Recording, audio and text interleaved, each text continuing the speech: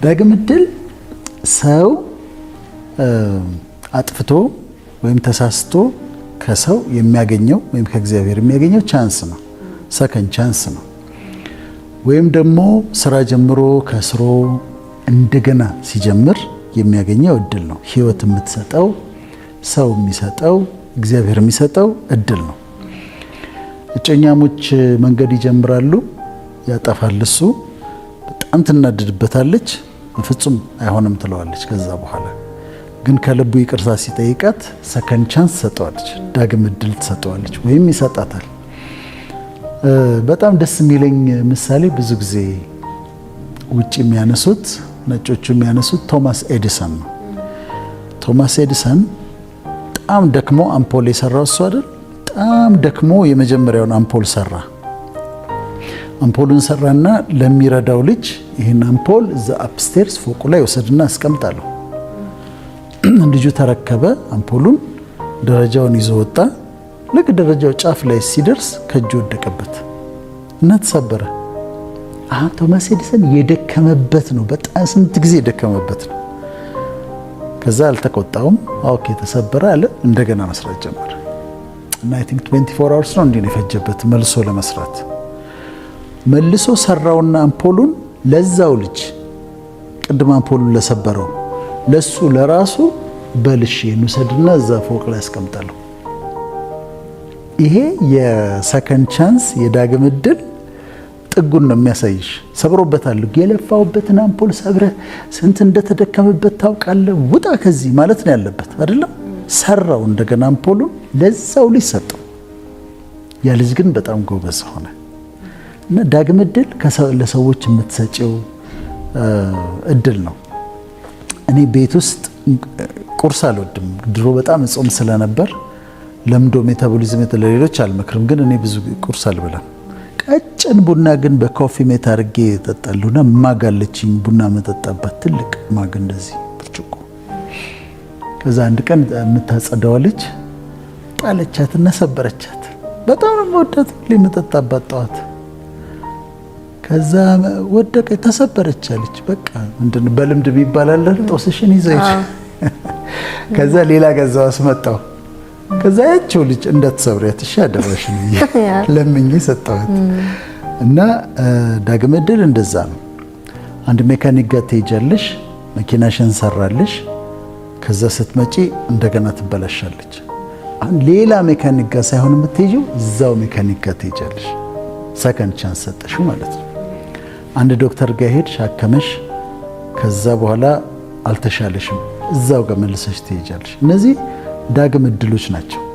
ስለዚህ አንዳንዶቹ አጥፍተን በድለን ከዛ ያ ሰው ይቅርታ አድርጎልን በፊት የነበረን ቦታ ሲሰጠን፣ ወይም አንድ ሰው አጥፍቶ ካጠፋ በኋላ ከተሳሳተ በኋላ ኦኬ ይቅርታ አድርጌልህ፣ ይቅርታ ማድረግ ሌላ ነገር ነው። ይቅርታ አድርገሽ ከዛ በኋላ ላታየው ትችያለሽ፣ ግን ሰከንድ ቻንስ ልትሰጪው ትችያለሽ። እና ዳግም ዕድል እንደዚህ ነው። በተለይ ቶማስ ኤዲሰን በደንብ ያስረዳዋል፣ የሰበረበትን ልጅ መልሶ ሲሰጠው። እኔ ስቶሪ ስለምወድ በታሪኮች እንየው። ሰከንድ ቻንስን ሁለት ስቶሪስ ነግርሽ፣ ሁለት ታሪኮች ነግርሻለሁ አጫጭር። በአጋጣሚ እነዚህ ከቅዱሱ መጽሐፍ የተወሰዱ ናቸው። አንደኛው ማንሳት እንፈልገው ሶምሶን የሚባለው ሰው ነው፣ ወይም ሳምሶን። ሶምሶን የተወለደው እንደምታውቂው እስራኤልና ፍልስጤም በጣም ይዋጉ ነበር። አሁንም ይዋጋሉ። ከክርስቶስ ልደት በፊት 1000 ዓመት በፊትም እንደዛው ነበሩ። እና ሲዋጉ በዛ ዘመን ፍልስጤም እስራኤልን መግዛት ጀምራ ነበር። እና ከእስራኤል ግን ሰዎች ይነሳሉ፣ እንደ ጌዲዮን፣ ዮፍታሄ፣ ዲቦራ ምናምን በሚነሱ አሉ። ጀጅስ የሚባል መሳፍንት የሚለውን መጽሐፍ ስታነቢ ቅዱሱ መጽሐፍ ውስጥ ታገኘዋለሽ። ከዛም ፍልስጤም እስራኤልን እየገዛች ባለችበት የእግዚአብሔር መልአክ ይመጣና ለሳምሶን እናት ይነግራታል። አንድ ልጅ ትወልጃለሽ፣ ወንድ ልጅ ትወልጃለሽ። ያ ልጅ ወይን ጠጅ አይጠጣም፣ ናዝራዊ ይባላል። ናዝራዊ ማለት ለእግዚአብሔር የተለየ ማለት ነው። የወይን ጠጅ አይጠጣም፣ ጸጉሩን አይላጭም፣ ምላጭ አያርፍበትም፣ ለእግዚአብሔር የተለየ ይሆናል አላት።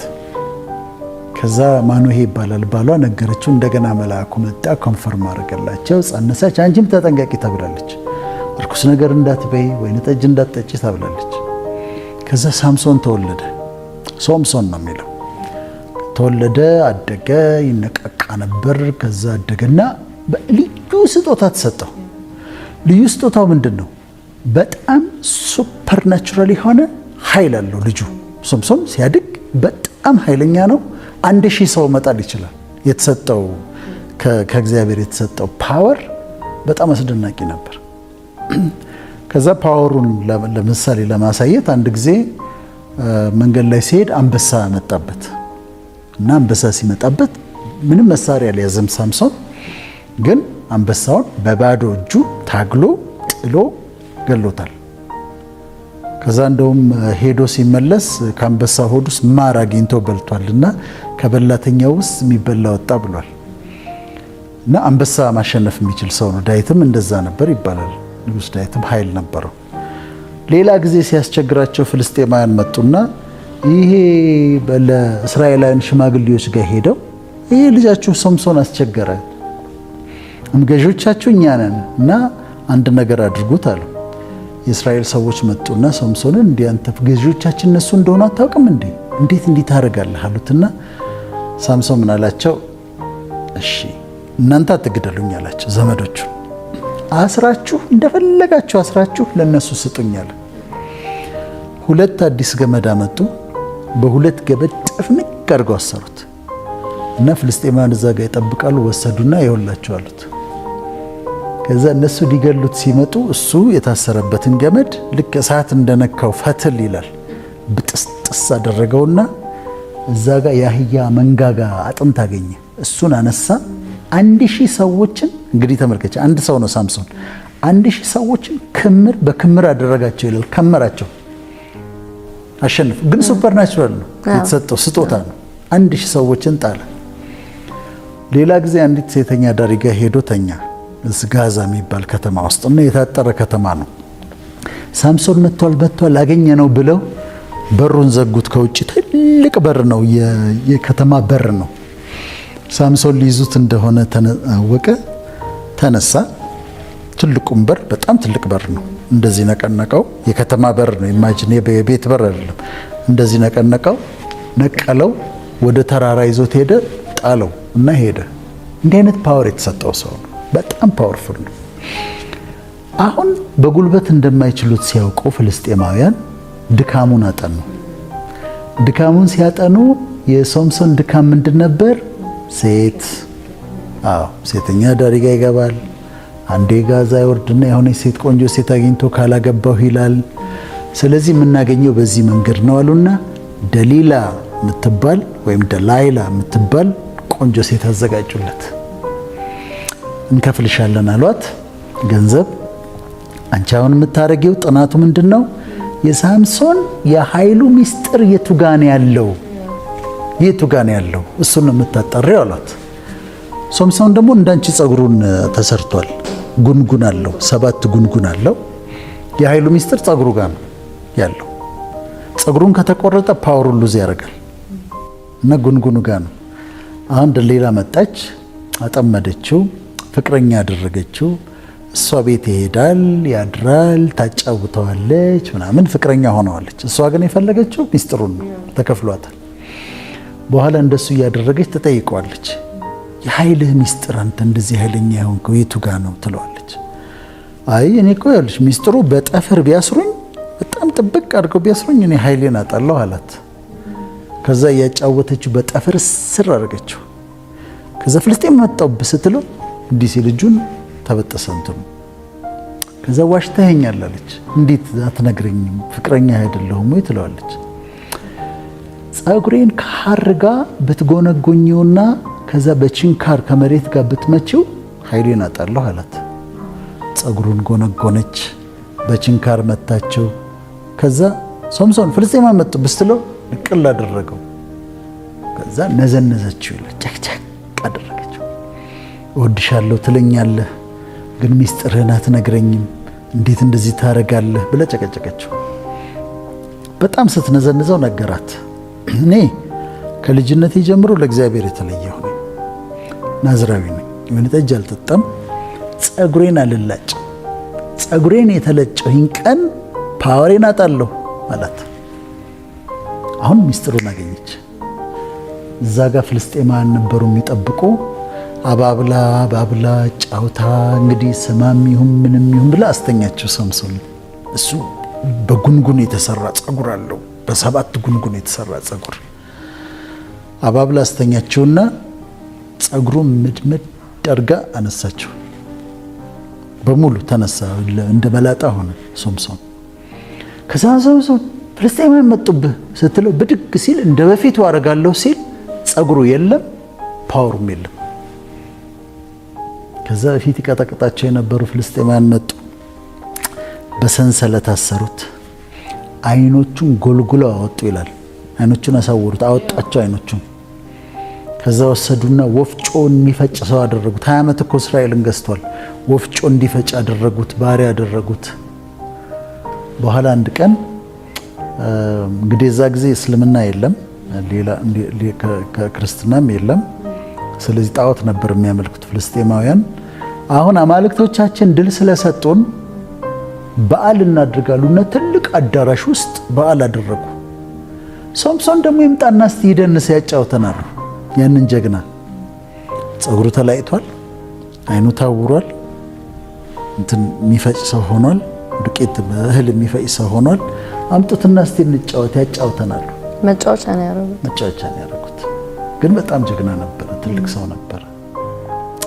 በኋላ አንድ ልጅ እየመራ ሲያመጣው ሳምሶን ምን አደረገ? ይሄ የቤቱ ፒለርስ አሉ፣ ምሰሶች አሉ፣ እሱን አስይዘኝ አለው። ከዛ አስደግፈኝ እሱን ሲለው አስደገፈው። ይኸው እንዲህ ምሰሶውን ያዘና በህይወቴ በጣም ልቤ የሚነካበትን ጸሎት ጸለየ። ምንድን ነው ያለው? እባክህ እግዚአብሔር ሆይ አንድ ጊዜ ብቻ just once more ነው ያለው። just once more አንድ ጊዜ ብቻ አስበኝ፣ ብርታቴን መልሰልኝ አለው። ምንድን ነው እየጠየቀ ያለው? ሰከንድ ቻንስ ነው አይደለም? አይኑን ያወጡት ሰዎች እዛ ጋሉ፣ ወፍጮ ያስፈጩት ሰዎች እዛ ጋሉ፣ የደበደቡት ሰዎች እዛ ጋሉ፣ ሁሉም አሉ። ከዛ አንድ ጊዜ ብቻ አስበኝ አለና ጸለየ። ልክ ይሄንን ሲጸልይ ፓወሩ ተመለሰ። ከዛ ፒላሮቹን ያዘና በዛ በፊት ጉልበቱ ስለተመለሰ ገፋቸው። አዳራሹ እንዳለ ወደቀ። በሙሉ ጠላቶቹ አይኑን ያወጡት ምን ያሉት በሙሉ ሞቱ። እሱም አብሮ ሞተ። ግን አንድ ጊዜ አስበኝ፣ just give me one more chance፣ አንድ ጊዜ ብቻ እድል ስጠኝ ብሎ ግን ሰከንድ ቻንሱን ግን አግኝቷል። ኃይሉ ተመልሶለታል ማለት ነው። እና የሰከንድ ቻንስን ያሳይሻል እግዚአብሔር የሚሰጠው ሰከንድ ቻንስ just once more ነው የሚለው። እና አንድ ጊዜ አስበኝ በጣም የምወደው በኋላ እንመለስበታለን። እና ሰከንድ ቻንስ ምንድን ነው ያልሽው አንቺ? ዳግም ዕድል ለሶምሶን ሲሰጠው ታያለሽ። ሁለተኛው ሙሴ ነው። ሙሴ ወደ ሲና ተራራ ተጠርቶ ወጣ። ከዛ ቆየ። ሕጉ ሲሰጠው፣ መመሪያ ሲሰጠው፣ ኤፉዱን የምትሰራው እንደዚህ ነው፣ ቤተ መቅደሱ እንዲህ ትሰራለህ፣ ታቦቱ እንዲህ ትሰራለህ የተባለ ረጅም መመሪያ ሰጠው። 40 ቀን ቆየ ተራራ ላይ። ከዛ እግዚአብሔር 2 ጽላቶች አዘጋጀና ቴብል ኦፍ ስቶንስ ነው የሚባሉ ድንጋዮች ናቸው የተጠረቡ። እዛ ላይ ራሱን የጻፈው ማለት እግዚአብሔር ነው፣ ፈጣሪ ነው የጻፈው፣ ሙሴ አይደለም የጻፈው። ራሱ እግዚአብሔር ቃሉን ጻፈበት ጽላቶቹ ላይ። ከዛ ሰጠው። በጣም የከበረ ነው። እግዚአብሔር ነው ያዘጋጀው፣ አምላክ ነው ያዘጋጀው። የእግዚአብሔር ሃንድ ራይቲንግ ነው ያለበት። ሁለቱን እንደዚህ ይዞ ፊቱ እያበራ ሙሴ ሲወርድ ታች ሲመለከት አሮን ወንድሙ አሮንን አሳምነውት ጉትቻቸውን ወርቃቸውን ሰጥተው የወርቅ ጥጃ ሰርተው ይጨፍራሉ። በሉ ጠጡ፣ ከዛ ሊዘፍኑ ተነሱ ይላል። በልተው ጠጥተው ጥጃ አድርገው አምላካችን ጥጃዋ ነች ብለው በወርቅ የተሰራውን ጥጃ ይጨፍራሉ። ሙሴ ሲያይ ራሱን መቆጣጠር አልቻለም። አያቸው፣ ራሱን መቆጣጠር አልቻለም። ይዞት የነበረው ከእግዚአብሔር የተቀበለውን ጽላት ወረወረው። ከዛ ተሰባበረ። እንዲህ የምትገጣጥሚው ነገር አይደለም፣ በቃ ተሰባበረ። በኋላ ወረደ፣ እንትኑን ጣዖቱን ፈጨው፣ ውሃ ላይ በተነው፣ አጠጣቸው። ሌዊ የሚባሉት ወደሱ ጎን ሆኑ። የተወሰነ ሰው ሞተ፣ ቁጣውን ገለጸ ምናምንና ሲጨርስ አሁን እኔ የምጠብቀው ነገር አለ። ምንድነው ያደረገው? ምንስ ቢናደድ ከእግዚአብሔር ዘንድ የተሰጠውን የእግዚአብሔር እጅ ጽሑፍ ያለበትን ጽላት እንዴት ጥለት ትሰብራለህ? ምን ማለትህ ነው? የራሴ እጅ ጽሕፈት ያለበትን ጽላት ጥለት ትሰብራለህ? ብትናደድስ አስቀምጠህ አትቆጣም እንዴ አይለው። እግዚአብሔር ምን አለው? ሙሴ እንደ በፊቱ እንደሰበርካቸው አለው። ግን እንደሰበርካቸው ጽላቶች አድርገህ ድንጋይ ጥረብና ተመልሰህ እንደገና ወደ ተራራ ወጣለሁ። እንደገና ጠረበ፣ ይዞ ወጣ እና ጽፍባቸዋለሁ አለ ፈጣሪ።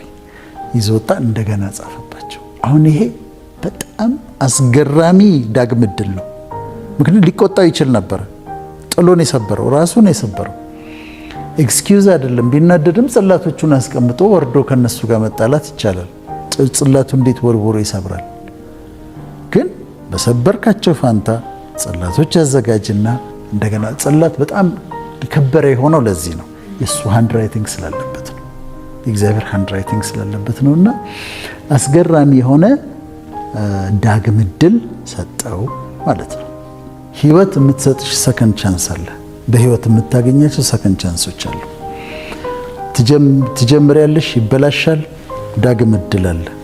ንግድ ይጀምራል፣ ይከስራል፣ ግን ዳግም ዕድል አለ፣ ሰከንድ ቻንስ አለ። እንደገና የሚባል ነገር አለ። እንደገና የሚባል ነገር አለ። እጮኝነት ጀመረች፣ ፌል አደረገ፣ ተበላሸ፣ ግን ሁለተኛ ዕድል አለ። አሁን ይህን ስንል ሁለተኛ ዕድል የሚያስፈልጋቸው ሰዎች ስለሚያዩን ነው፣ ስለሚደርሳቸው ነው። ፈተና ወሰደ፣ ወደቀ፣ ግን ዳግም ዕድል አለ። ደግሞ ሲወስድ ያልፋል። ሁለተኛ ዕድል ብቻ እኮ አይደለም፣ ሶስተኛም ዕድል አለ፣ አራተኛም ዕድል አለ፣ አምስተኛም ዕድል አለ። እና ዕድሎች አሉ። ልጅ አርግዘው ሚስካሬጅ የሚባል የሚያስወርዳቸው አይተሻል? አሁን አንድ ነርስ ከኔ ጋር ትሰራ ነበርና 4 ጊዜ አስወርዷታል። እኔ 4ኛው ጊዜ ነበር፣ ጉድ ሼፐርድ ነበርኩና አብራዛ የምትሰራ ነርስ ልጅ 4ኛው ሲያስወርዳት እንዴት እንደዘንን ልነግርሽ አልችልም። ምን አሁን እንዴት ነው የምናያት ብለን 4 ጊዜ ነው የወጣባት። 5ኛው ላይ ወለደች፣ ጸናላት። ስለዚህ 4ኛም ዕድል አለ፣ 5ኛም ዕድል አለ፣ 6ኛም ዕድል አለ በህይወት። ይሄንን ማወቅ ያስፈልጋል።